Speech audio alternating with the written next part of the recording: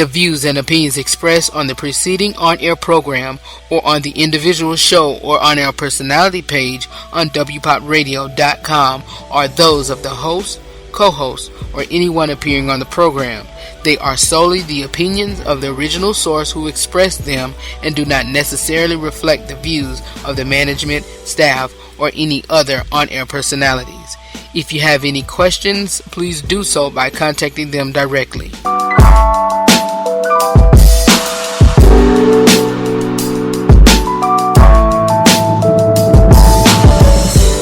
The following content of this episode of the RH3 Show may contain elements that are not suitable for some audience. Listener discretion is advised. What's going on, everybody? This is your boy, Red. Most of you all know me as Red, but my name is Rufus. I am the host of the RH3 Show, and you are now getting ready to tune in to a conversation, a dialogue with about 4 or 5 great, honorable, I think, men that I could glean from, that I have, wanted to pull in together to discuss some topics that, have been an issue with not only within our home, within our community, within our black community. And so, if you will, the conversation is getting ready to take place, and it is myself, it is Minister Andrew Davis, Gerald A. Pimpleton, a good friend of mine. All of them are great friends of mine and family as well. Justin Johnson. Also, we have Joe Hernandez and Demarcus Davidson. I hope I didn't leave anybody out. But we are in conversation, or get ready to have a conversation in regards to different topics, relationships with your children, family security, a whole plethora of topics that, again, like I said, that really plagued or have been a concerned issue within our home as well as within our community. So if you will join in on the discussion, if you will share this link, this video, this audio clip or what have you, and also discuss with us. All right, and there will be a part 2, and maybe the other guys that have been with us from the very beginning and wanted to be a part of this first part roundtable could join us in on part 2 and maybe invite some ladies. And then once that get going, we'll do an open, a sit down type of thing to where it be video so where you can see us. This is just the beginning. It's an initiative that we're getting started, that we're kicking off, and not maybe, this thing could go big and shake up some things and turn Facebook or social media or our community inside out. I am your boy Rufus, the host of the RH3 Show, and I wanted to do this special here for you all, and the fellas wanted to do this and voice our opinion in regards to what we see. And again, like I said in the beginning, some of the views are not of the co-host or not of any other guys that are in this discussion, and we are on our own individual, and we come together with the respect of each man as well as with the respect of our listeners and our people as well as our family. So again, sit back and relax and relieve your mind and enjoy our conversation that is getting ready to take place. All right, talk to you soon at the end of this broadcast. Hey yo, Wiz is crazy right here. Hey yo, Ash, you crazy for this one?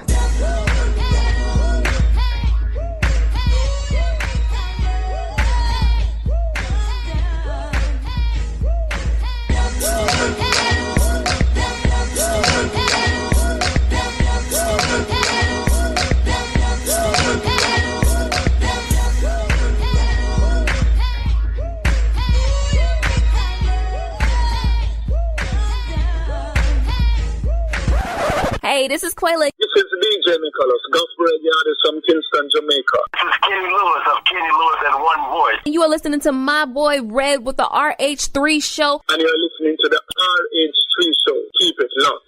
Yo!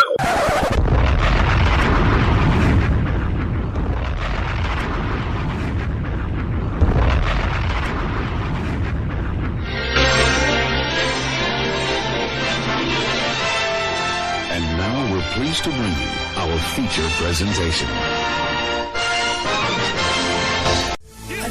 ring down, ring the party could switch. Go ahead, 'cause I know I gotta give it up. If anybody wanna love it, raise the door.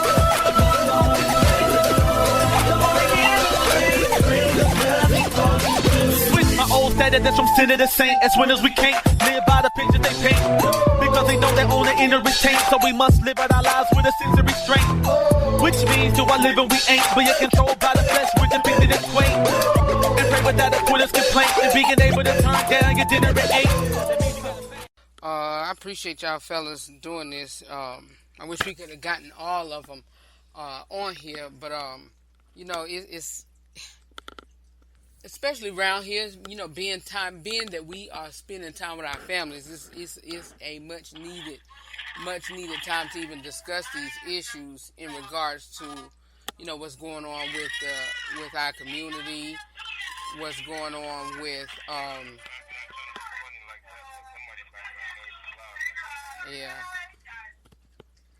with what's going on with our community and also our children. And okay, we got a good one in here. Even some of y'all fellas that has daughters. One of the guys had chosen raising son and raising daughters. Why is it okay to encourage, you know, boys to have sex and not girls when it comes to their own, and also give your take on the difference between that. You're asking why is it encouraging more to a male than a female teenager on having sex? Yes, sir. I only have a teenage daughter. Like my son is my youngest, and I have a stepson. But like my mindset is not like to encourage my stepson, I'd say, since he's the oldest, my stepson to have sex and then tell my daughter not to. I mean, it's just, I don't know what it is, honestly. It's like, 'cause I have 3 girls, so like, I'm very protective over my girls. Right. And I don't know if it's because I'm a male, I'm very lenient on my son. Like, I'm not trying to be funny. Like, I know the things that I've done. Right. The females. You know, as I grew up and got older, you know, I've changed, but like, I know what I did, and I don't want them to go through that. I mean, whether it be heartbreak and all that stuff, and sex is a part of that. I mean, and sex with a female, as you having a daughter, I mean, this may be wrong, but sex with a female, you having a daughter, that baby comes home to your household. So that's a little rougher on that parent versus somebody else's son getting your daughter pregnant. That doesn't necessarily mean that he's going to be there. But my mindset is not to say like, "Hey, son, go out here and do what you're going to do," and then tell my daughter the complete opposite. I mean, I want them all to be safe, and I mean, I want them to be trusting in me. So like, maybe they'll come to me, and then as a female, I mean, if from a female perspective, I don't think that females encourage like their gender, like they're not encouraging their daughters to have sex and then their sons not to. So I don't necessarily think that us as men are encouraging our boys and then discouraging the girls. I mean, that's just my take on it. I didn't encourage for the simple fact that there are other things that, and I say either way because I don't have a son, but I have a 16-year-old grandson. And I haven't encouraged either way, male or female, because there are so many other things that you know, as I got older, I found out there are things that you need to be focused on in completing yourself before you worry about that type of stuff, because, like you said, that could bring unwanted pregnancies and things like that you're really not ready for at that time, mentally or financially. And just like the brother before me said, most of the times when a guy does something like that, but like if he gets a girl pregnant at that age, they're not going to stick around anyway. And so that leaves that girl hurt, wounded, trying to figure things out, trying to figure life out, trying to figure out being a mother, all on the fly. And that puts I don't want to say a burden, but it puts a stress on the grandparents to step in and to be that mother and that father. So I didn't encourage either way. I encouraged education first, and I encouraged,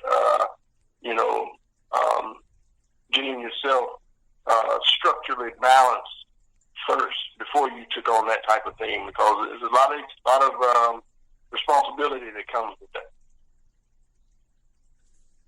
I mean, I would agree with a lot of what y'all saying. Like, my daughter's my oldest. I got 2 boys under her. But I look at the mentality of the world we got today. Back in the day, we was watching Cinemax with the squiggly lines, trying to see a nipple or something pop up on the screen. These days, everybody got an iPhone, pad, tablet, whatever, and they can easily access, sites or whatever, and they're curious. I don't tell my kids, just a male or female, boy or girl, to say, hey, yeah, it's good, to have sex. My biggest thing with them is just like, get your life going, because you're going to get hurt, you're going to go broke, you're going to go through a lot of stuff that I can't teach you. Life's got to teach you itself. But if you look at, I had kids early, 19 for the first one, 20 with the second one. As a black male, like others, we became good fathers and beat the statistics for a lot of ones that walked out or couldn't handle a kid at a young age. But if you look at late 20s, early 30s, when somebody will graduate college or get a career or whatever the case is, and if a kid did pop up, you know what I'm saying, you would have the sustainment to hold it down, Pampers, milk, and it's not going to put that stress or burden or whatever, on the grandparents. So I wouldn't really necessarily say it's encouraging either or to do it more than other. It's like, y'all are curious, like smoking weed, getting drunk. It's like, look, when y'all get of age, and if you're that curious, do it with me first, because I can tell you, you can see how you feel in the comfort of your own house. I'm not encouraging drinking or smoking, but it's just certain things that when kids get a certain age that they're going to be curious about, just like we all were. You know what I'm saying? So I wouldn't, like I said, I wouldn't really say to encourage it all. It's just to say, hey, maintain you as long as you can. And if you break the ice and have to do what you got to do, or you let it go down, just really be smart about it. Be responsible.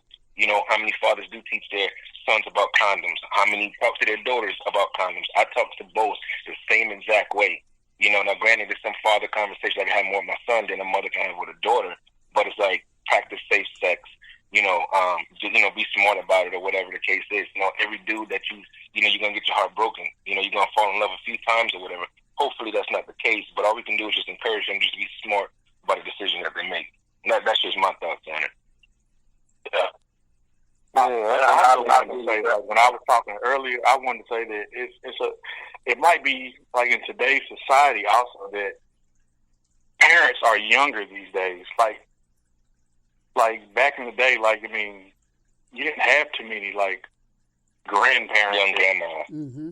Yeah, you know what I'm saying. There's to me, grandma back then was almost 50 something. Right. That's what I consider grandmother. There's grandmothers today that are in their 30s, early 30s, 31. I mean, it's like a cycle, basically. Yeah, that's what I was getting ready. Would it be safe? Yeah, I'm saying that child these days growing up, I mean, it's kind of embedded in them. A lot of us grew up on 115, and a lot of us didn't see love and relationships growing up. Some of us didn't have our dads around or whatever the case may be. So if we never really seen a loving household, and you get to the point to where it's like, I want to lead a house or whatever, and then the streets influence you to do whatever the case is. But, I mean, my man got a point. We got grandmothers here now, 34, 35, 36 years old. Like, damn. I think I seen a post on Facebook was how many people can say that they didn't have a grandkid by 40, So it's kind of like a trend that we're not really trying to set. But at the end of the day, you watch your environment. You're part of your environment. And a lot of these, it's kind of like a kid cursing, and you get that parent and, laughing like, oh, it's so cute. Yeah, and that little 2-3-year-old badass Tyrone that you thought it was cute cursing, that influenced him when he's 17, 18-year-old Tyrone because he was getting away with shit he wasn't supposed to. So I just think as a black community, You know, it used to be where neighborhoods can raise each other. You know, if your kid was over at, you know, somebody else's parents' house, they had the same disciplinary rules as it would have been in your crib. You know, and if not, they called you. You know what I mean? You don't have that no more. You know, you got people in school now, these teachers saying, hey, this kid is this and this kid is that. And the parents want to defend the kid all day. But if you was put a body cam on them, you'll see how these kids act up. So I just think it's more discipline on the parents that they're just not doing. They're becoming their kids' friends instead of staying there. Yeah, exactly. Yeah, so it's more environment. It's more environment because we have to ask the question, what are we doing, and not being racial or biased, but what are we doing? A lot of times our environment encourages it more so than the parents do. So what are we doing different from those that are in other environments that encourage their kids to learn or to set goals more as far as going to college and buying houses and, you know, doing things like that in their early 20s, opposed to having kids and smoking weed or, you know, whatever else it is that they may do. A lot of people, especially our people, we will encourage more food stamps and welfare type of mentality than we do on the other side, to encourage those kids to go to college and to build strong families. We encourage them to do the opposite. I think it's, you know, kind of both sides with that, but I think that important aspect that we miss a lot of times is the actual education component of it. Like, people so scared that if you teach your kids about something that they're going to go out and do it. Like, my 15-year-old daughter, she knows how a condom is supposed to go on. Because guess what? She's 15. What was I doing at 15? I can guarantee that, and like my man was saying earlier, you know, everybody got iPhones and stuff. Like the levels of pornography, like in some of these middle and high schools, it is ridiculously incredible. So if you don't educate your own kids to where my daughter will come and ask me, hey, I heard this term. What is this? Something I wouldn't dare do ask either of my parents about, because all they saying is don't have sex till you married. Dude, I'm 15. What do you think I'm doing now? Like, we have to educate our kids so they will actually know and understand, you know, what's actually out there, what's going on in the world. And as parents, you have to keep your ears to the street, because, my youngest daughter is 13. We went on a 3-day field trip with her 8th grade class. Man, some of these kids, I mean, they on the bus, you know, on Pornhub. And I was like, dude, you gotta be kidding me. Like, you're on a freaking educational field trip. And they like, oh no, it just came up. It was a pop. Dude, come on. That ain't no pop up. I mean, like, see, I was a substitute teacher for a minute at the high schools and stuff, and you can just see the mentality of a lot of these females. I mean, even when I go to the middle school, so you can tell it starts at home. But if you say the education part, which is very true, I would say it is not just on the teachers to educate our kids in certain fields, because, you know, you start growing hair in your body, you know, teenagers, you know, breasts start coming in, males, you know, the voice get a little deeper and stuff like that, but they go to school, they learn whatever they learn in school, and they come home, parents don't say a word about it, you know. So instead of just, hey, what you doing science today, what you doing math today, you know, did you have your physical education, you know, did you talk about the human body or what's going on in it? So I think, because a lot of parents, especially black parents, you know how it go, majority, not all, but majority, the kid come home from school, it's like, oh, get a snack, go in and play your game, whatever the case is. It's like, damn, did you even ask if he had homework?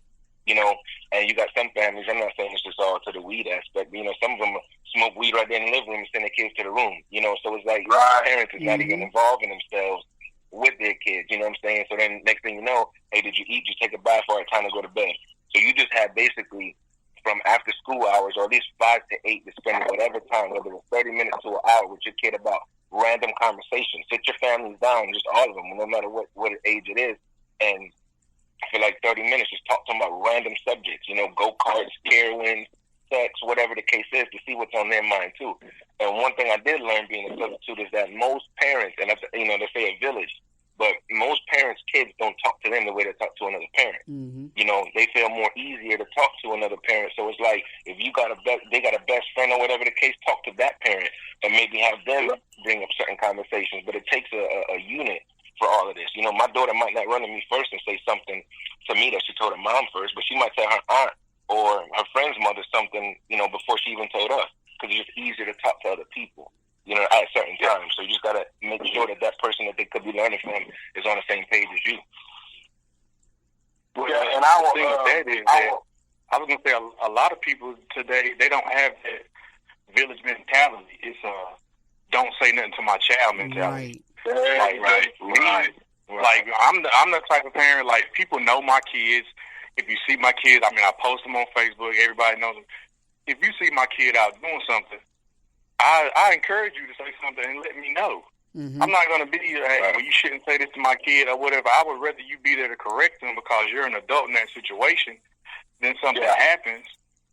You know what I mean? And then I hate that because it's plenty of times, like, I will say something, like, I won't say nothing like, to like hurt their feelings, or I would be a little harsher with my kids, but I would let them know, like, hey, I know your mom, I know your dad, like, they wouldn't want you out here doing nothing like this, like, because when you go out there as a child, anything, you represent your parents. Mm-hmm. And the first thing they're going to say, well, if you're doing something and, well, they ain't raising them right, well, you don't really know what's going on. But a lot of parents can sit there and say that they don't want you to say nothing to the children. Like, it's like, I don't mind. Please, by all means, say something. Yeah, like, it's my preference. If I see a teenage boy and his pants sagging, hey, put your pants up. Because I'm not saying, there's adults that sag, but it's like, if you can't even tell a kid to put their pants up, you're not going to tell them to correct themselves doing something else. Well, I think on the pulling the pants up deal, I think if we challenge I'll just say, Alex Clark would always say, you got to pull their mind up before you can tell them to pull their pants up. So, a lot of times if you tell somebody to pull, especially a young kid, to pull their pants up, if they're sagging anyway, they've already got some type of attitude. So, you get more flies with sugar than vinegar. And so, develop a relationship with that kid, and then tap into his mind. Then you can get him to pull his pants up. But just to go to somebody and say, hey man, pull your pants up. That kind of, to me, it's a kind of rough way to start off a conversation. But back to what my man was talking about with the young grandparents. That's why you have a lot of this, man, because the grandparents are out smoking weed, doing whatever they want to do. The grandparents are out, having drinks or talking about getting turned up on the weekend. And so the kids, they see that, man, and that's all they see. When they look at the videos, our culture, when you look at rap videos, or you look at a lot of movies that we're intrigued by, it breeds that type of mentality. And so you have to me, again, it goes back to the environment. I agree with the guy saying it takes a village to raise a child. I'm 52. I just turned 52 years old. I remember being 8, 9, 10 years old, and it wasn't nothing for somebody else's mother in the neighborhood to whoop your tail if you done something wrong and send you home to get another beat when you got home. But now, kids, parents don't hardly whoop their own kids now, let alone want somebody else to whoop them. So, I think that's where we lost it. When we got away from that right there, is really where we lost it. Not only at home, we lost it in school, and we're losing it in the street. That's why our young black men are prime candidates for mass incarceration, is because they have to go down 2 or 3 times and do 8 to 10 bids before they finally get it. And then by the time you do that, you're caught up in the system, and you're in that revolving door now. So it's hard. Not saying you can't get out of it or break the cycle, but it just becomes that much harder. If we can grab a man when they're young and get them to listen, and like I said, develop that relationship, I think that's where it really becomes more effective to not even have to worry about encouraging males or females to not have sex. But you're talking on a whole another plane to where sex is not even an issue. Hey, fellas, I want to interject something right here. What you just spoke about, my brother, about the grandparents and they getting turned up, and it's a whole lot different. I'm 48 years old, and my grandmother's 91 years old, and she don't turn nothing up but the thermostat. Yeah, she turned up. That's how she turned up right now. But real talk, I think there's an element in there historically that is not addressed in our culture. When we were those that are 30 and 40 years old, when we had grandparents, you got to take into account that our grandparents, they were dying at 50 and 60 years old. And they were married to one mate. Nowadays, the average lifespan of a black woman is 85 years old. And a large demographic of our culture is actually being married for 20 years and then decide they want to get divorced. Or somebody dies. And if a black woman lives longer than a black man, then she's got to live for 20 years with no mate. Yeah, grandma going to go out and get turned up. That wasn't the case when we were coming up. But it is the case now. So that plays a large part into, and I see it all the time. I see the pictures on Instagram where grandma, mama, and teenage daughter are out at the same club. And I'm like, what the Sam Hill? What sense does that make? But well, my kids are going to the same club I'm going to. I know it's time for me to sit down. Yeah. Right. Exactly. I just witnessed it days ago. One of my homeboys passed away, man, and we just buried him a few days ago. And, you know, me being a minister but being a friend at the same time, you know, I'm hanging around. I know what it is, but it's been a while since I really hung around like that. And to look at the environment of the mother and the grandmother, or the mother of the daughter and the grandmother of the child, and they're out here pretty much doing the same thing, and the grandmother is handing the cycle to the mother, and it's just a matter of time before that grandbaby grows up and is old enough that mother hands the cycle down to the grandbaby. When does the cycle stop, and how do you stop it? Right. Well, we got to want something more before we do something more. Right. And I think that's where it bottoms out in our community, that we have been sold a bill of goods, and that goes from the sex all the way down, from having sex at an early age. Literally, and I talk to a lot of youth, that literally we have been sold a bill of goods that we can't have any more than the only ticket out of the ghetto is athletics. The only ticket out of the hood is athletics or selling weed. We even sold that bill of goods, and it's passed down from the welfare generation to the welfare generation. But we don't believe that we can get anything more. We don't believe that we can be anything better than Jody. You know, baby boy. We have bought into that. Our videos say that. Our music say that. And it's been passed down through so many generations that the ideal of hope that Martin Luther King and some of the civic leaders in the 50s and the 60s actually aspired to when we had Black Wall Street, before that got burned down. All of those ideas are gone. They're 3 generations removed. And now we don't celebrate. We don't celebrate the opportunity that exists, because we have more black CEOs than we ever have, but you don't see anything about it. And that's not what we celebrate on BET or on any other stations. And it's sad, but it's true. Yeah. Jay-Z is one of my favorite rappers, man. Jay-Z is one of my favorite rappers, but I tell you, one of the lines that I just paraphrase, one of the lines that he said, whether I dribble out this MF or write rhymes and riddle out this MF. As if those two options are the only two options that we're given, and that's what we've come to accept.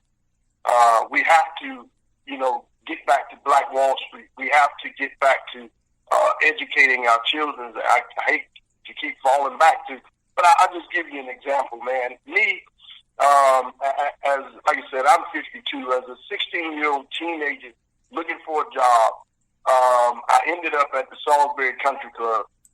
Worked there 20 years, from 86 to 2006. In the span of me working there, I can't count how many times I saw kids. Now, when I say kids, I'm talking 10, 11, and 12 years old, would come to the golf shop, because I worked in the golf shop. They would come to the golf shop and get on the computer and check their stocks at 10, 11, and 12 years old. This stuff is taught on the other side of the track. They're taught to learn how to work the market, how to read, how to understand stocks, how to invest, and all this stuff at an early age. So that's what I'm saying. If you educate your child on other things, then getting turned and twerking and smoking dro and having sex is something on the back burner, man. That it doesn't even. They come to a point in understanding that if I do this, I can't be successful, or I can't achieve it. Like, now that's not to put anybody down to say that if you mess around, because I think one of you said that you had kids early. That's not to say that you can't achieve, but it becomes harder. And then when you do that, a lot of times you get sucked into the cycle of the system, and it becomes even harder to come out.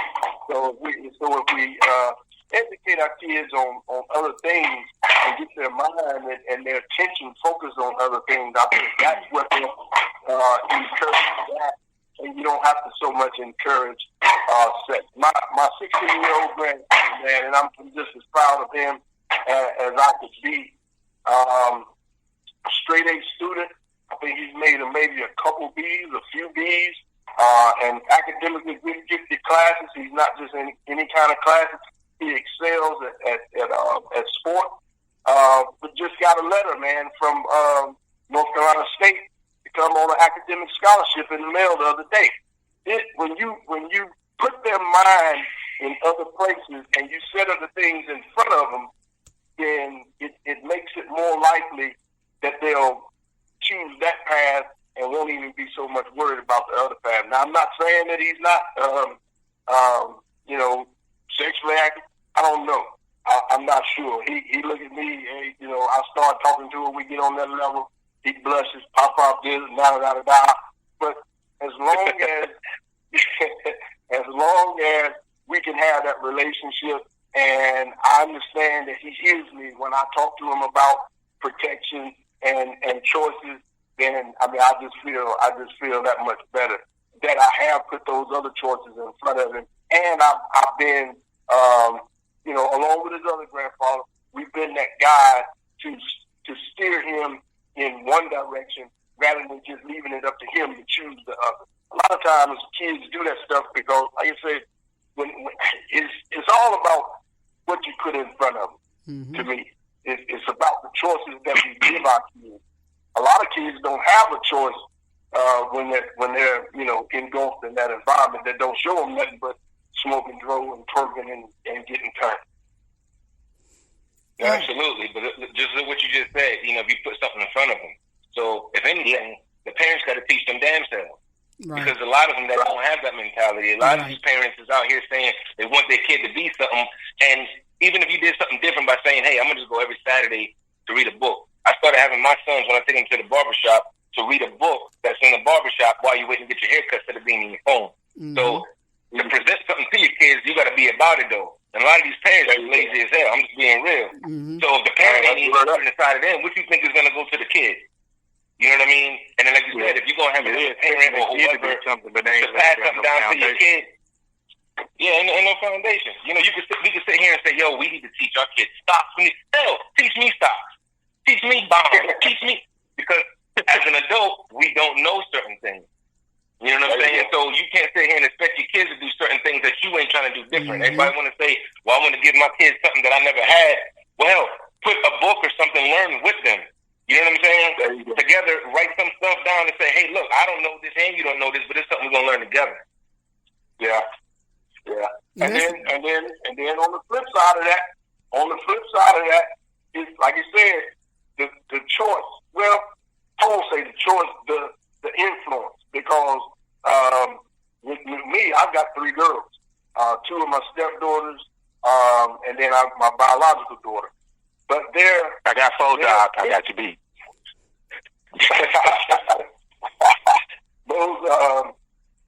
Those influences that they had outweighed mine.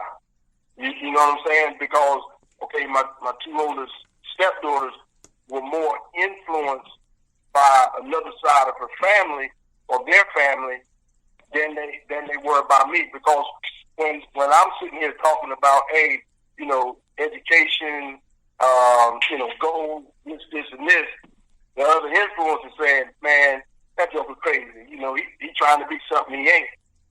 Don't listen to him. Listen to us. And then so, because the little sisters look up to the big sisters, then the big sisters influenced by these, and so now she becomes a greater influence to the little sister. You see what I'm saying? But they all fall down the same path. So and that's tough. That is, yeah. And a lot of times it's about who's the greater influence.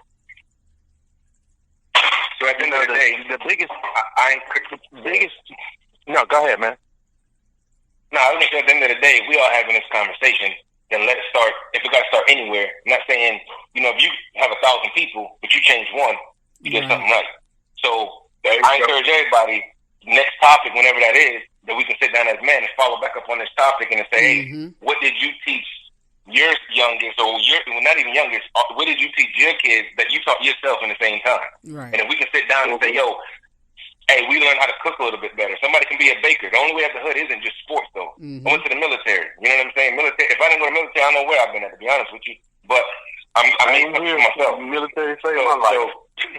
You see what I'm saying? So, you know, we all had options. We all had kids. We all had to do certain things to maintain. We had to survive in this world. The same way we was raised, we can't teach our kids the same way we were raised because they live in a whole other environment now. So I encourage everybody here to teach something that you don't know to your kids, and the next conversation, we bring it up. We ain't got to go in details on exactly what it was, like, oh, we did X, Y, and Z, but just say, hey, I did teach them a little bit of bonds and stocks. We started with the penny stocks or something like that, and we made $10. That's better than nothing. So I encourage everybody to teach their kids something different by the next group conversation. That's it. And man, that's what I did. That's what I built my whole business on. Because that's literally, I have a 28-year-old, a 24-year-old, a 17-year-old, and a 10-year-old. And when I got married when I was 18 years old, and I didn't have 2 pennies to rub together or a pot to throw them out of. And I grew up dirt poor. My mother still to this day said we were so poor we couldn't afford the O and the R. We was just poor, P-O. And I vowed to my kids, because I, as a man, felt guilty that my older kids had to struggle. We had to make a whole bag of rice last a whole week. And I vowed that, one, I wasn't going to die poor, because if I got here poor, that's not my fault. If I die poor, that's my fault. So I vowed that I was going to do something better. And I spent the last 17 years in the financial services business. And I have my own brokerage now, but everything I learned about finances, everything I learned about investments, everything that I've taught my clients, everything I've learned about the stock market, everything I've learned about that, I've taught to my kids. My daughter, what's your name? You can teach me. Yeah, what's your name? My name is Gerald Pimpleton, And that's what I do for a living. I own my own brokerage, and I have a client base, and I teach. And that's my passion. My passion, what you guys are talking about, is literally why I got into it. Because I am, and I'm just going to say it, I am sick and tired of us actually being on the board playing a game that we don't know the rules. And there's no excuse for that. Everybody else playing chess. Everybody playing chess. And it's simple. And we spend so much time trying to change the game instead of learning the rules of the game that we have to play. So I was working in a nice building corner office, charging $175. I said, these people don't need me. They got people. I need to go back to my people that can't afford to pay $175 and teach them the game. So that's what I did. But I taught my daughters first. And where are you, Gerald? I'm in Charleston, South Carolina. I need to get with you, man. Well, we can get together, man. We can get together. I've been very fortunate, but you hit the nail on the head. Every single thing that I learned, and I gleaned from, my business partners, from my mentors, I've gleaned everything I learned, just what you said. When I learned about futures markets, when I learned about options, when I learned how to make money in Bitcoin 7 years ago, that market's gone now, but 7 years ago, I got all my daughters involved. When I learned how to teach my daughters how to make tax-deferred investments that they actually control and the government can't touch, I taught my daughters. I said, give me $100. Let's go do this. My daughters that were working. And every single one of my daughters, because they watched Dad come up from a single-bedroom apartment, and now Dad lives where he wants to live when he wants to live there, they actually have that inbred with them. My 17-year-old says, look, one thing I can tell you, I ain't going to work for nobody because my dad don't. That makes a man cry. That'll make a man cry. And see, we would all love to have our kids all the same. This man leaves for his children's an inheritance, man, for his children's children, and that's what you're doing. You didn't learn that just to teach you, but it's blessing your children, and it's going to be a blessing to your children and your great-grandchildren, because they're going to teach them the same way that you taught them and that taught your kids. And that's what I'm saying, man. We have to. That was an eye-opener for me, because, for one, I at that age, I've never seen anybody go to a computer and move money around, and especially, and I understand that the parents gave the kids that money to invest, and our parents didn't have that money, but to at least be able to tell your kids or teach your kids, hey, like you said, it doesn't take a lot. Come here, give me $50, or make $100.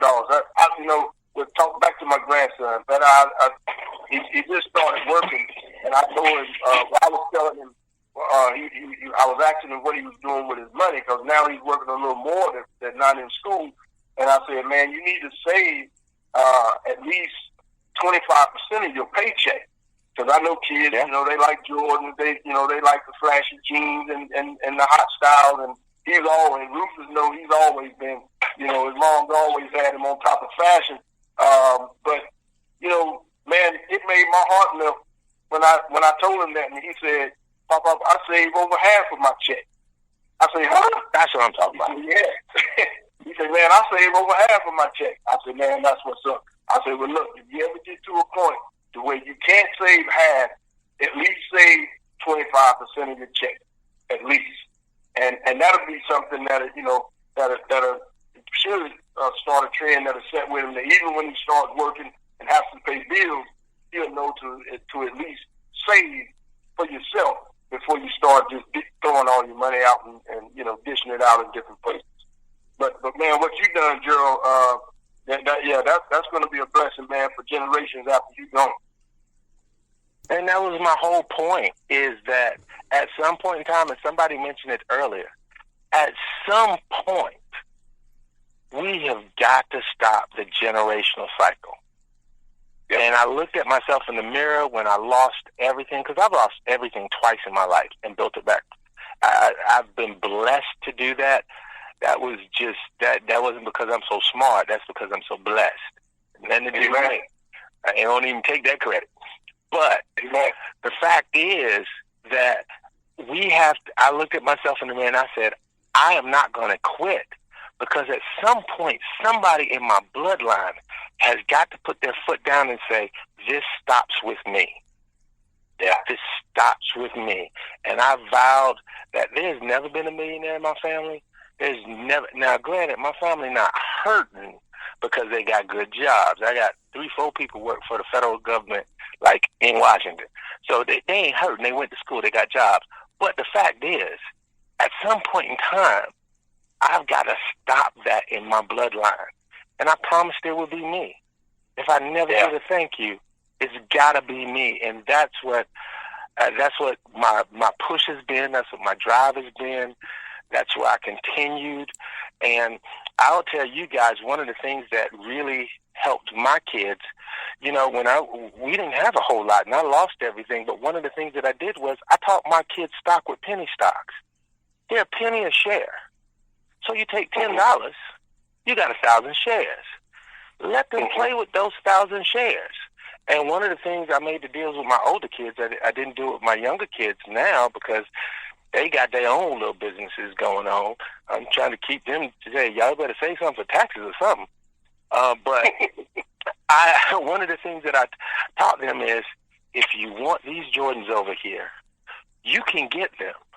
The only thing I ask is that the money that you make, you need to invest it, and you buy the Jordans with the interest or the profit you make off the money you invested.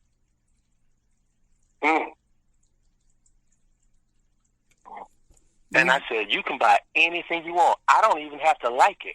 But if you buy it off interest and not your principal, we good.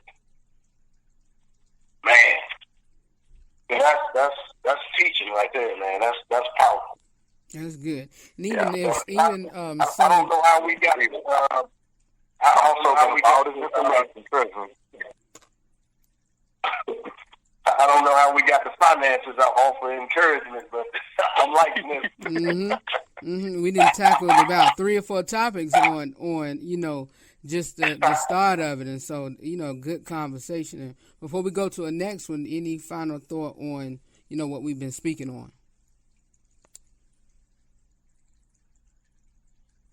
Like I said, I would just say, man, encourage. You know, I would say educate about sex, but don't encourage sex. Encourage in other areas. That's all I would say.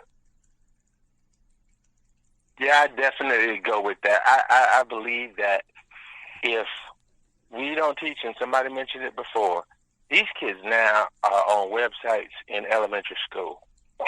If they don't hear about it from the parents, if they don't have the guidelines, if we're not talking about it, because I'm 48, my mom still ain't had to talk with me. She's hit now. It's too late. I got 4 kids. But I talked to my daughters very early, and what I told them point blank was, look, I'm here to give you what will happen if you make the choices. My job is not to make choices for you. My job is to teach you how to make good ones.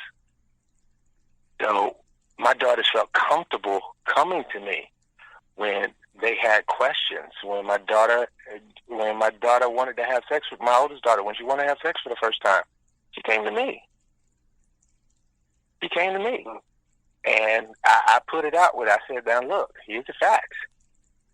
If you choose to have sex with this fella, you don't get another first time.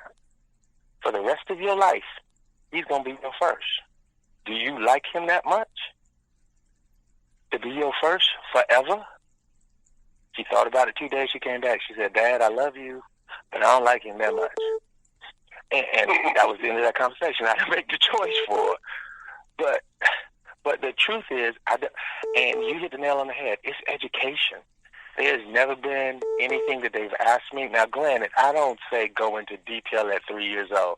That's irresponsible. But one of the things my grandmother said is, answer the question like the question was asked. Don't give any more information than that. And as long as they know they can come to us to get their questions asked, they'll stop asking questions at school. Yeah, and you have to ask questions, especially now because, again, you're 48. I don't know how the other brothers are. I'm 52. Back in our age, or maybe a little earlier, it was almost unladylike for certain women or for young ladies to cross certain lines. You didn't ask the guy out; that guy asked you out. You didn't pursue the guy. You sit back and you were a lady till that guy pursued you. Now these girls are being taught to be so aggressive at young ages that if you don't check on them and be like, hey, what you doing? Because I remember, and this was some years ago, a young lady, not a young lady, but she was a little older than me, but her son was invited to a rainbow party at 6th grade. And I asked her, I said, did you let him go? She said, yeah, I kind of figured it was harmless. What could you do at a rainbow? I said, do you know what a rainbow party is? And she said, no. And when I told her, it's like this white lady, she turned beet red. I said, you better start asking questions, with your son about, what he's doing, with the friends he's hanging with, what, how sexually involved he is and all. Because I guarantee you she didn't know that he was the only guy at that party. Right. Rainbow party, man, if any of you guys don't know, that's where the girls put the different shades of lipstick on. Wow. Mm-hmm. Yeah. And so, and we have to ask questions, especially in today's time, with these kids, or if you're blessed enough to have grandkids. And so, I grabbed mine, man. I grabbed him. I said, hey, come here. Let's talk. Let's pop up. Look, we going to talk. And I don't go into deep conversations with them, but I let them know that I know. And so you ain't slick when you pulling nothing over on me.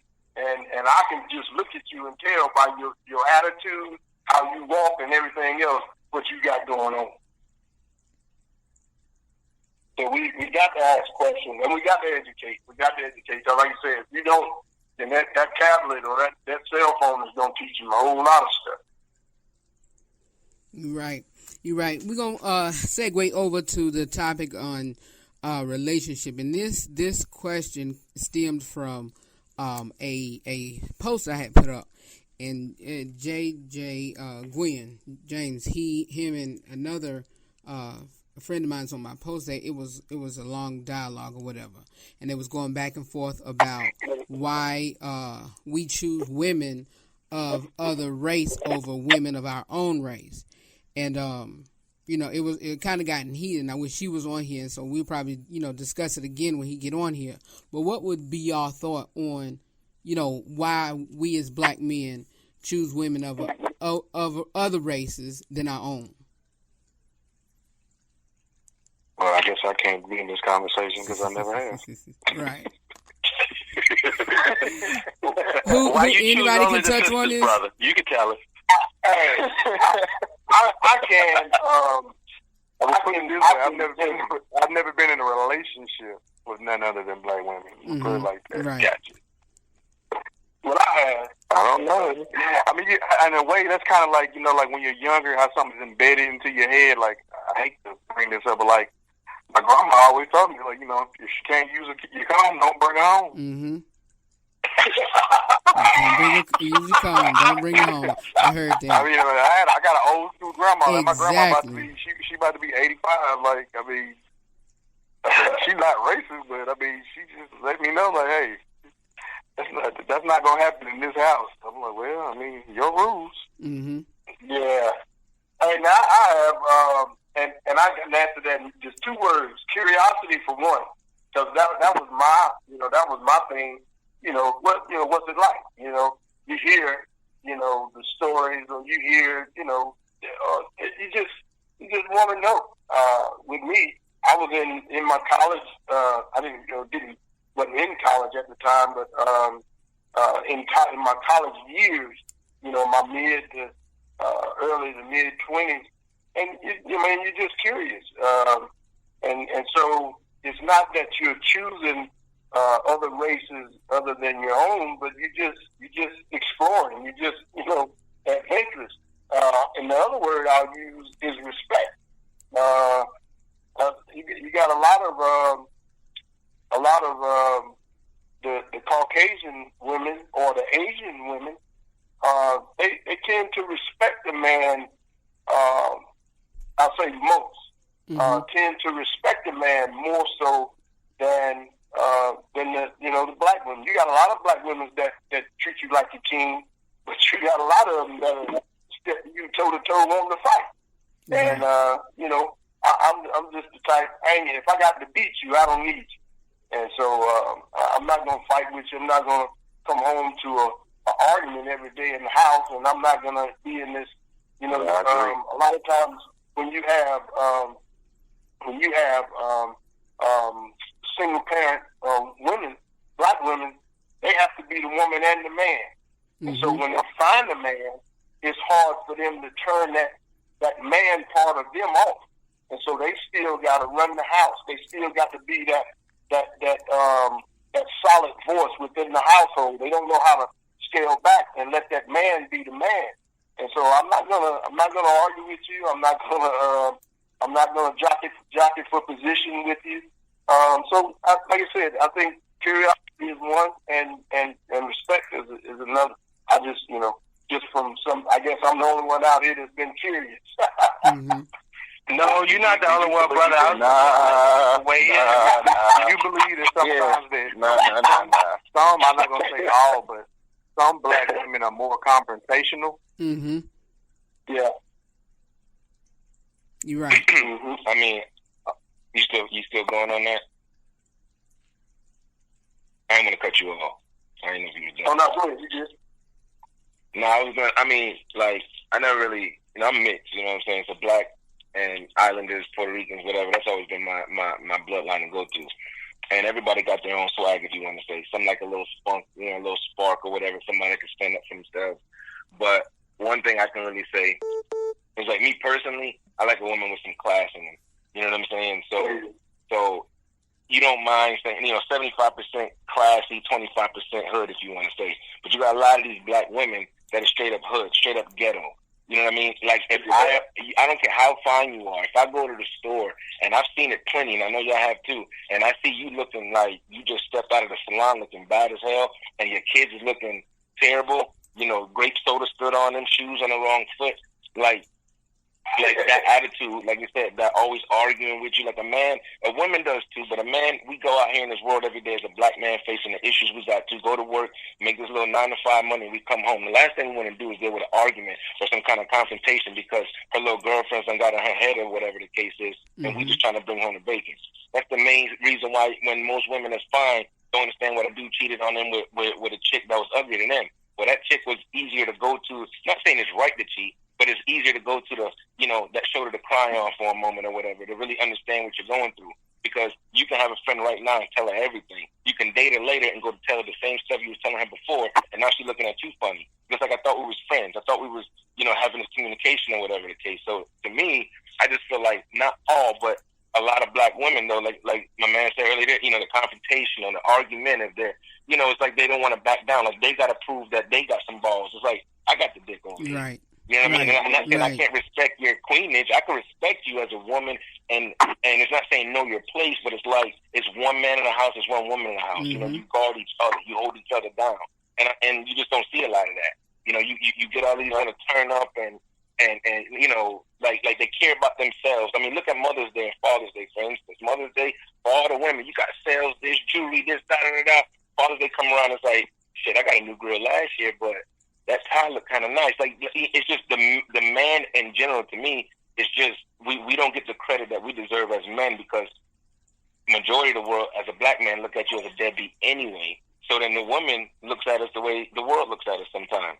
So, and that's just my thought sometimes. I just think some women just a little too hood. They're not all, like I said, but just a lot of black women. So you see a white lady over here that, hey, Becky might got some good credit. Becky don't, she might drink on the weekends or whatever the case, but you just feel like it's a little bit more of a safe zone to date and actually get yourself to a higher level than it'll be from a chick from the project, from the hood. And I personally... Becky gonna get to work on time on Monday. Right. I'm going to combine Right. My thought and pattern on that is a combining with what, Scooby was saying, as Demarcus was saying, as well as you, Joe. It also has to deal with I personally think it also has to deal with how society labels, put the family in. If a female trying to, do this or whatever, she want to be strong and want to be very independent, and I don't need no man, this, that, and the third. Next thing you know, Becky down the street, or around the corner or what have you, in another neighborhood, treating her man, really well and this, that, and the third. And as men, we don't express it, but, we need, security from our women or what have you. And if a woman is telling us, then I don't need, you to take care of me, this, that, and the third. And then another one catering to us. I mean, Game, what you expect? Exactly. But, Game on. I mean, like my neighbors, I seen them last week, and I was out here cutting my grass, and my kids live with me and everything. So until I get remarried again or whatever, I just seen them. They go outside, they planted the garden together, they put the little surroundings. Like you see some white folks build and learn off each other. They really help each other out. mm-hmm. A black girl, she get upset or something or whatever, and she like, oh, fucking girl, fucking girl, and they get that mentality, like just to leave him at his low point. They don't work together as a team so much. So I'm not saying that society views white people a different way, but like I said, in my own, and I'm real cool with my neighbors. You know what I'm saying? She actually helped me get a job. So just to see that the way that they just run their lifestyle, though, I just see that they have each other's back and support.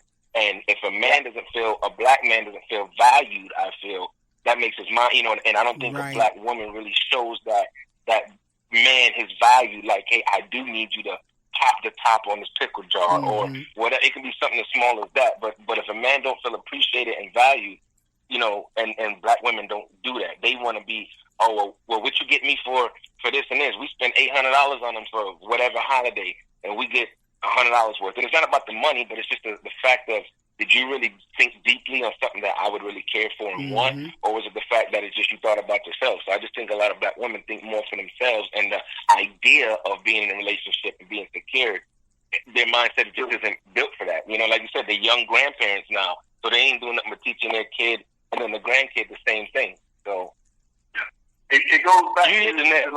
I think you hit the nail on the head. With value, you hit the nail on the head. Because I'm gonna tell y'all, and I'm gonna come clean. All right, I'm come clean. As far as ethnicity, I don't think there's one out there that I hadn't hit. That because I was a musician for a long time, so I've been in church all my life.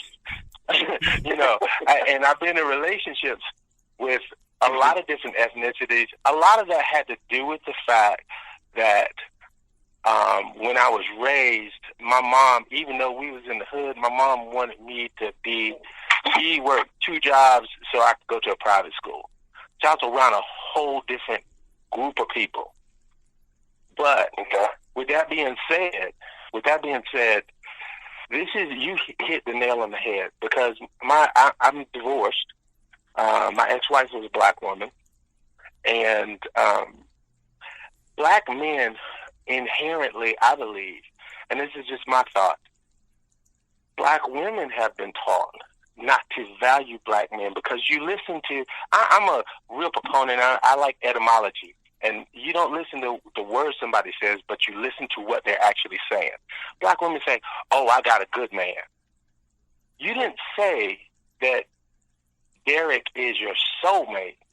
You said, I got a good one. So that makes a man feel anybody could fill this role as long as they treat you like you wanted to be treated. Mm-hmm. But a man wants to feel like, you know what, ain't nobody can take my spot. Nobody can take my spot because it's me inherently in my DNA. You can't be with nobody, and it's not based on my performance, but it's based on who I am. And that's where the difference in the ethnicities work, because I want all of my business partners and all of the partners on my board, they're all white guys. And one of them, he's 32 years old, named Jordan Smith.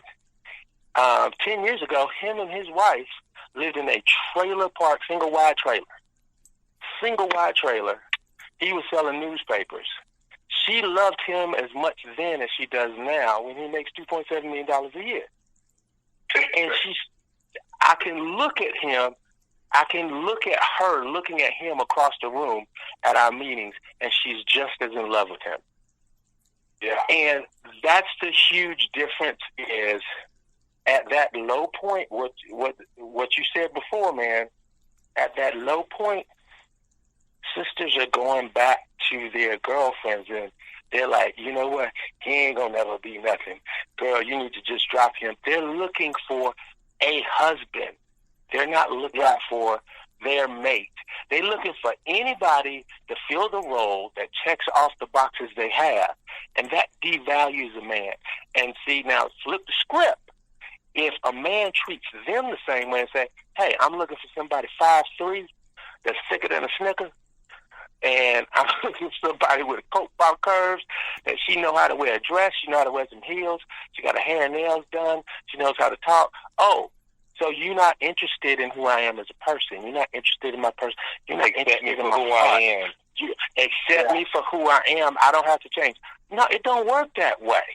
And what ends up happening is you spoke to the class thing. Now, me, I like the ballet. I like the opera. I like to go to the opera, season tickets to the opera. I enjoy that. I like to ski. I snowboard. I enjoy that. I'm sorry, it ain't my fault, but I ain't finding a whole lot of sisters out there. Let me ask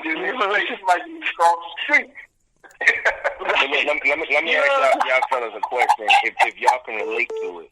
And it's nothing major, whatever the case, but have y'all ever felt like y'all told an ex or your current wife, woman, whoever, and you said something to them, like, because you know it, like, you know, cleaning rims or shoes, whatever, but you, hey, babe, do it like this. Oh, you know, and they went against what you were saying, but then somebody else, whether, especially if it was another man, whether it was friend or whatever the case, told them the exact same thing you did, man, and you taught them to do it.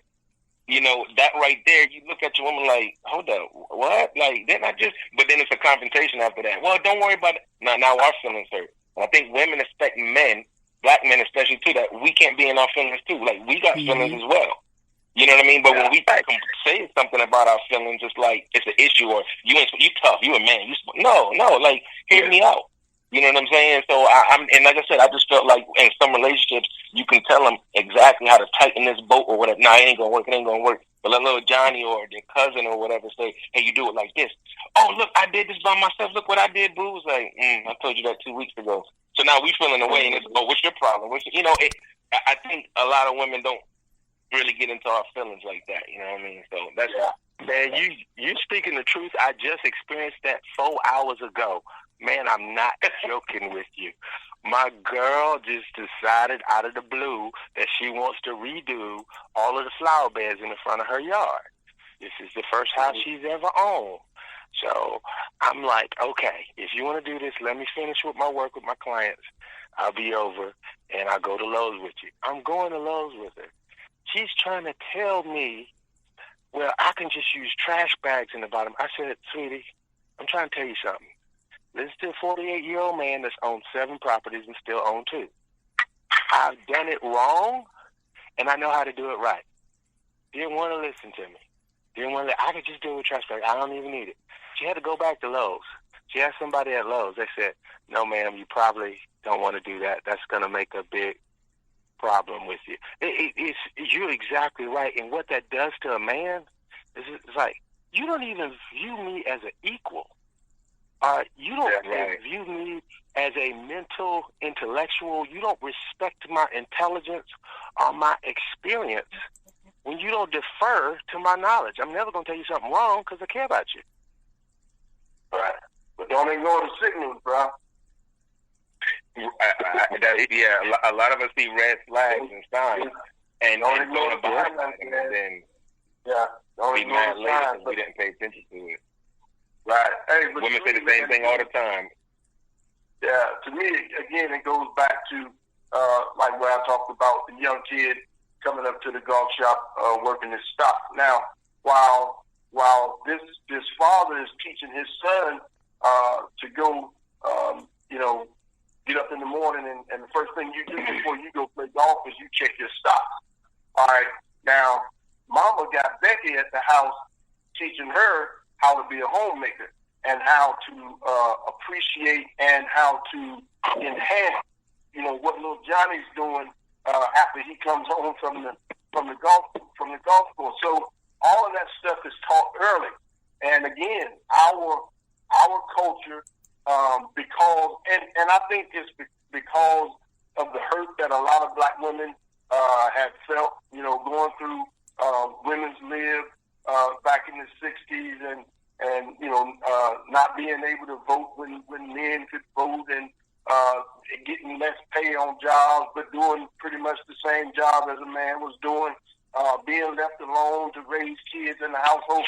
So that hurt has taught a lot of black women to be their own woman, and you don't need no man. So while Carisha is being taught to be a strong, independent black woman and don't worry about depending on no man, Becky is being taught to depend on the man and to enhance him and to make him feel like that masculine king that he's been taught to be.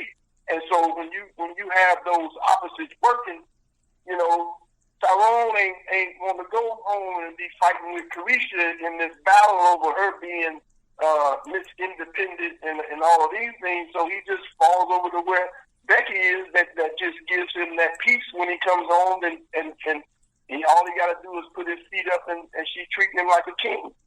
So I mean, to me, that's where it lies. I mean, pretty much, like you say, curiosity and respect. Curiosity because as men, that's just us. We're adventurous. We're curious. Black men, we ain't as curious as, well, I ain't gonna say because the man said he like to ski and all that stuff. But you don't catch a lot of us skiing and rock climbing and all that. But we are curious. We do venture out, and we like to, we like to test the other side of the track sometimes. But then, as you get a certain age, like you said, man, you just want to know that you're valued as a man, as a husband, as the head of the household. You want to know that you got respect from your woman and your children. And when you come home in the evening after fighting with Mr. Charlie all day on this 9 to 5, the last thing I want to do, because I'm already wore out, the last thing I want to do when I come home in the evening is fight. So a lot of them are choosing. I got a friend, man, just divorced right around Christmas, this past Christmas, from a sister. And he's been seeing a white girl, and he hit me up the other night and said, "Yo, man, I think I'm gonna pop the question. We're gonna get married, gonna be out the country." I'm like, "Well, cool. If you gonna pay for my trip, I'll be there. I'll hook you up." To wind down and to close, to even close out on this discussion. Anybody want to say something else? Yeah, I wanted to say, as a man that's married to a black woman for 16 years, been with her 20 years, over half my life, I just want to say we're doing a whole lot of generalizations. And, I feel like I would be letting my wife down if I didn't say this, because, all the however your own personal experiences may have been or what you may have seen, that's not, that's really not commonplace. Mm-hmm. Over 90% of black men are married to black women. Mm-hmm. And while, of course, we see a lot of the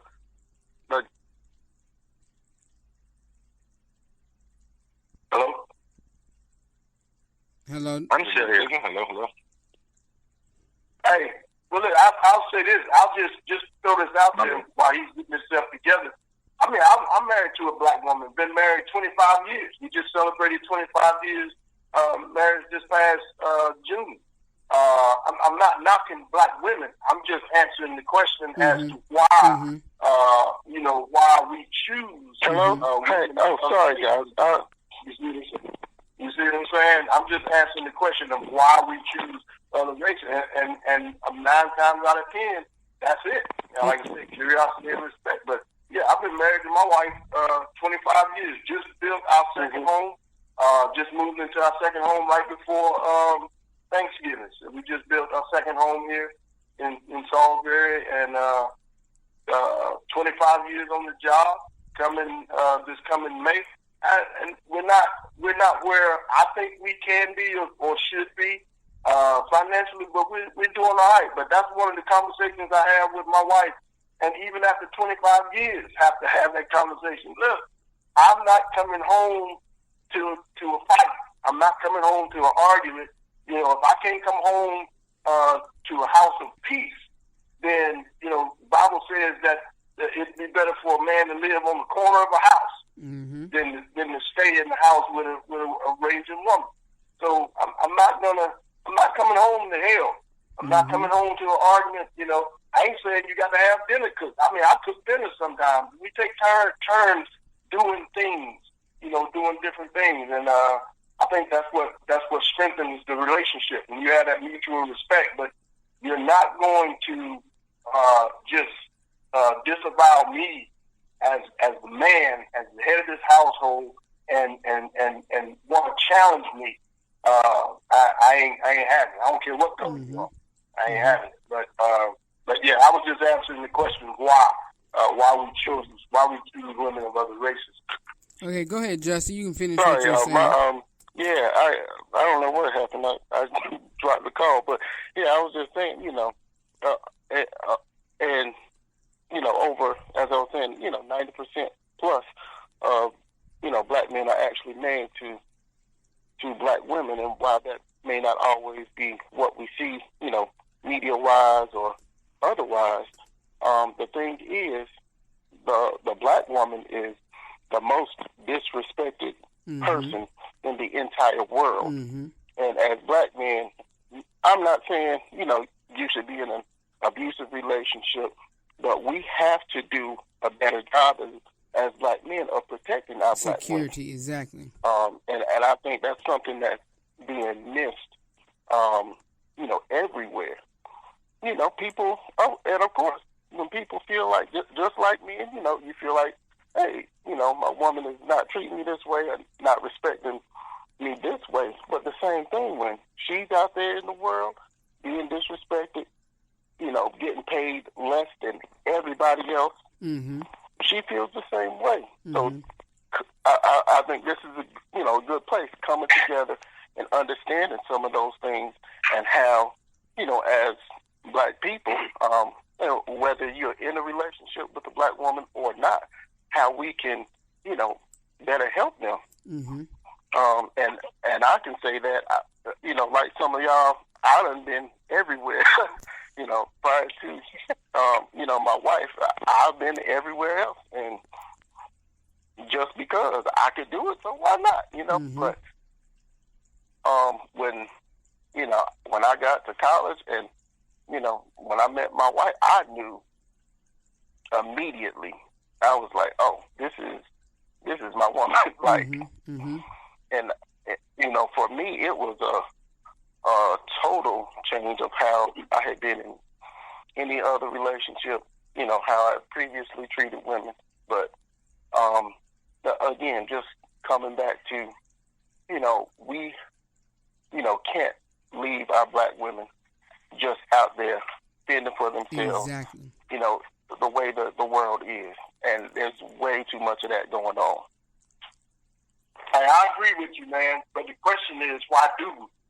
I think that's you know, some men don't value black women. That's what it is. Right. Something you're happy with, and then you see another shorty walking by, and then people look at the word settle. They're like, I don't want to settle. You do have to settle somewhere. You got to find your balance and say, you know what, I'm happy at this balance, so I'm going to settle right here. I'm going to sit my ass still. So settling isn't always for the worst. Whether you settle for good or bad is on the individual and what they chose. But that's the problem. Like, you know, you get something at home, and if the bills is being paid and you guys got something good going on, but because the nigga mentality, if you want to say, as soon as there's a shorty go up, you know, you got dudes over here sleeping behind the homeboys, you know, girls, you know, all of this stuff. Yeah. And it's like, you know, where was that respect at? You know what I'm saying? So people just, and it's all male and female for black individuals. You're not just looking at the other, but, you know, if you're looking at a black woman, though, you got to respect her and stuff. Well, you got to, as a man, too, you got to give them something to be respected. Mm-hmm. There you go.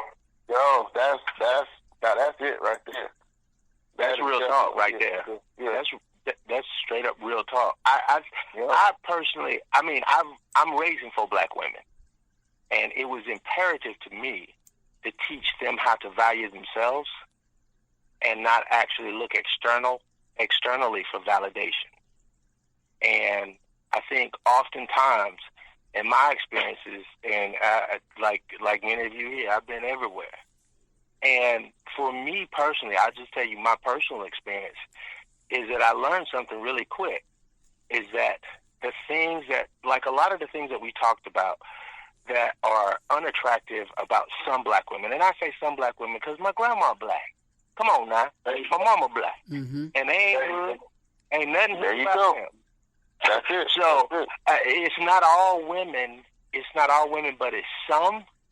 And I will say this, and I think this is not talked about enough. Just as many hood black women that don't appreciate the nicer things, don't have those things that we may go to another ethnicity for, and I don't think people. I think they go to men go to another ethnicity just to see whether it's different. They realize the same thing I realize. It's just as many hood white women as they are black women. Yeah. It's just as many hood Mexican women as there are black women. Mm-hmm. Hood is hood. It don't care what color it comes in. And I think my man was mentioning, he said when he went to college, he saw his wife. If his wife had been green, he would have still known that was his woman. Right. So I think it doesn't, I think the epiphany or the self-actualization that happens with men is to discover that oftentimes what we think is a characteristical trait of a particular ethnicity is not. It is the environment and who that person chooses to be. Yeah, that's it. I think that's the discovery right there. Mm-hmm. Well, I definitely agree to environment, but I mean, it's kind of like looking at an individual too, and it isn't just all black women when it comes down to this, but it goes to that question: why would she choose this hood nigga over the college dude? Mm-hmm. 4 kids later, 10 years down the road, now they want old college boy that went and did something with themselves. But we, you know, I'm not gonna say we, but their upbringing or whatever the case is, you know, we're not in that woman's mind, but she wanted, you know, John off the street because he was selling bricks and he got his little lifestyle, whatever the case is. But then that got old. You know, you can't sell drugs the way you did 10 years ago, hell, 20 years ago. So their mentality is just kind of just the same way as dudes too, though. But it's like, it ain't no racial thing or whatever the case is, but that's in every individual. But it's just the understanding. Why would you choose? Not saying that you can't choose somebody that didn't go to college, but why would you choose something that was a bad decision and you already knew it from jump? Right. Or what? Because he got street cred, because he got whatever. So I think it's on the women too, you know. And if I try to holler at old Kim or whatever, you know, years ago, now Kim want to holler at me, I'm saying that down. I'm like, nah, I'm good. I'm gonna go over here to, you know, Hao Ching from Asia or Becky, you know what I'm saying? Like, a lot of people get tired of just taking their own because they want to see something different. Like, you know, so choosing a career.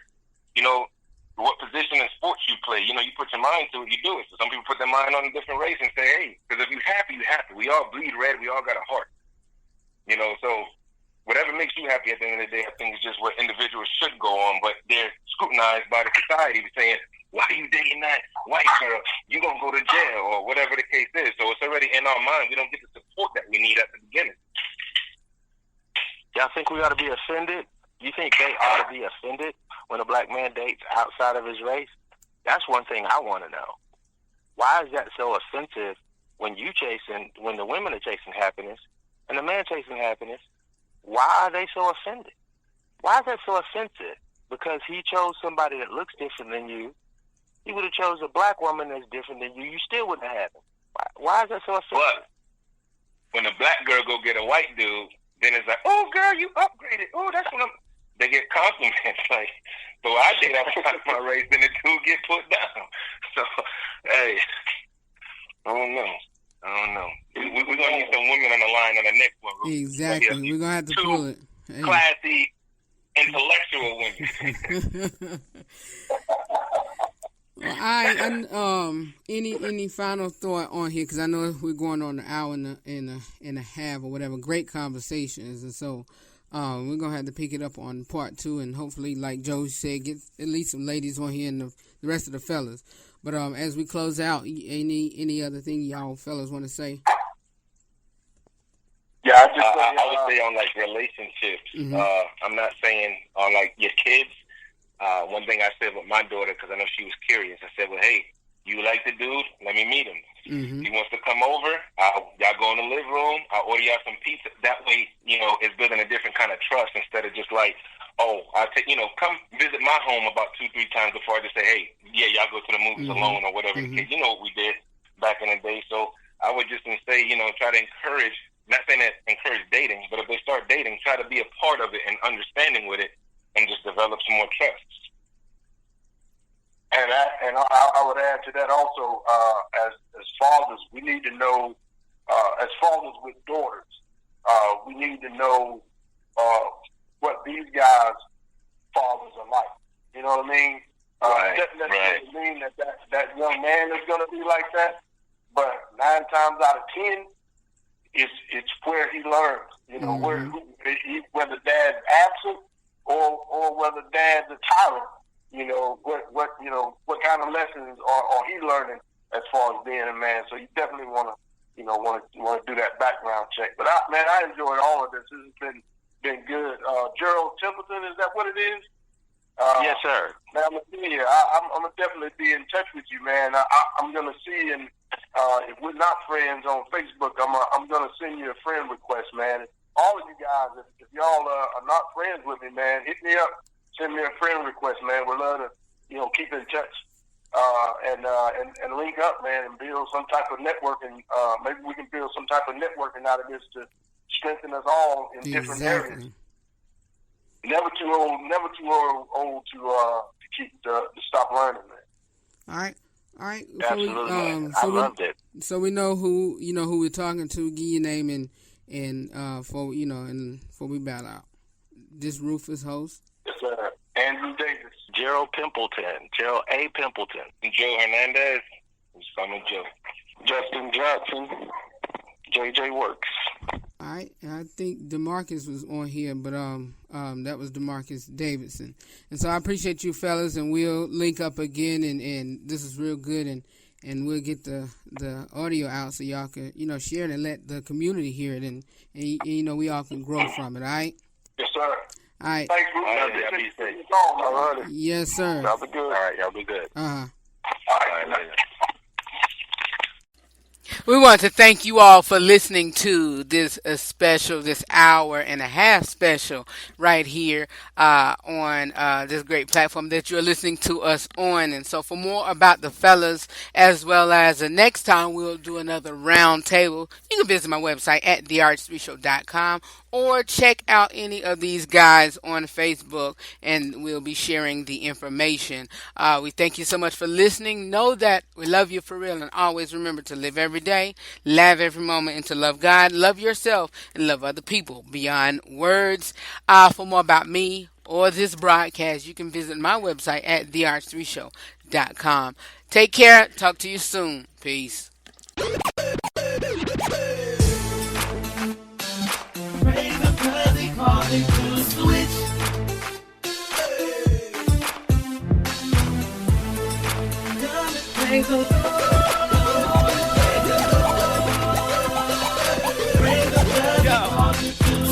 From the old man into the new man. From the old man into the new man. We made it from the old man into the new man. We made a new, and it's cause we've been given a new life. We're living into Christ and our sins are gone. Thank God that he the need to make us free indeed. Now the world was so I think it was tipsy, but I'm not there for try. Let the redeemed say so. Remade it as image to a few God's way. So we can stand tall and we will not sway. So the non-believers can look at our lives and take notes. Yeah, cause we're the word redeemed, yo. Waking up live like a cappuccino. I know what he done for me, so I can get up and praise him to a world redeemed, yo.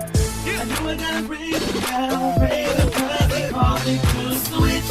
Go ahead, cause I know I gotta give it up. If anybody wanna go, praise the Lord.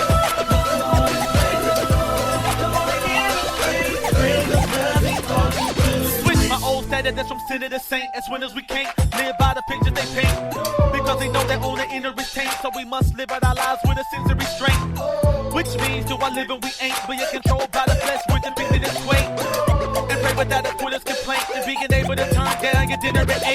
That means you gotta pay, because the price that he paid for me gave to me my freedom. So I'm not in slavery. Christ made a way for me, grace me then paid for me. A way back to God through the life that he gave for me. It made me able to switch. Our lives were in darkness, they came with a switch. So we don't walk like we used to, talk like we used to. Call us with honor and he'll do it for you too. Yeah. I knew I gotta praise him now, praise him cause he called me to switch. Go ahead, cause I know I gotta give it up. If anybody wanna come and praise the Lord.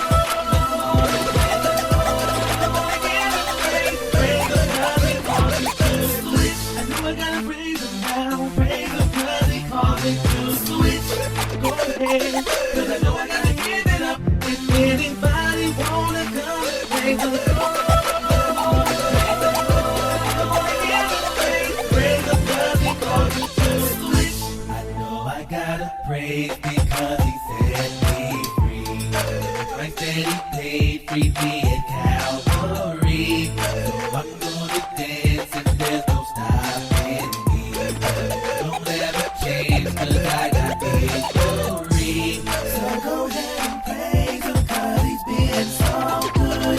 Give him all the glory like you know you should. Don't worry about the haters, they can't stop you if they could. So go ahead and praise him like you. I gotta praise him now, praise him cause he called me to switch.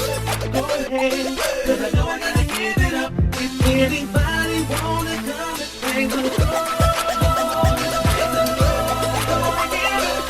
Praise him cause he called me to switch. I know I gotta praise him now, praise him cause he called me to switch. Go ahead, cause I know I gotta give it up. If anybody wanna come and praise the Lord.